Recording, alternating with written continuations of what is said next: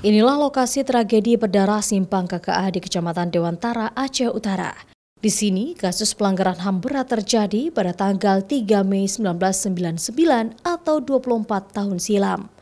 Dalam rangka mengenang 24 tahun tragedi tersebut, para keluarga korban menulis surat terbuka untuk Presiden Joko Widodo dan melakukan doa bersama kepada para korban yang meninggal. Para korban dan keluarga menyambut baik atas pengakuan negara beberapa waktu lalu tentang 12 kasus pelanggaran HAM berat pada masa lalu. Namun mereka meminta agar negara tetap melakukan proses hukum dan memberi keadilan terhadap korban dan keluarga. Murtala, seorang korban pelanggaran HAM berat masa lalu, menyampaikan ia mewakili korban dan keluarga korban pelanggaran HAM berat, berharap kepada Presiden RI untuk segera membentuk suatu mekanisme hukum penyelesaian kasus pelanggaran HAM ad hoc di Aceh.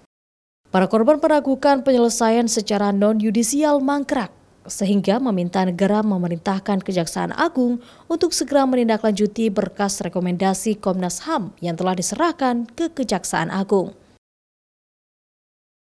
Kita membaca surat terbuka untuk Bapak Presiden Joko Widodo. Kita selalu mengharapkan kepada Presiden agar Kepres yang sudah dibentuk, Kepres nomor 17 tahun 2022 tentang proses penilaian non-yudisial itu dibarengi dengan proses yudisial.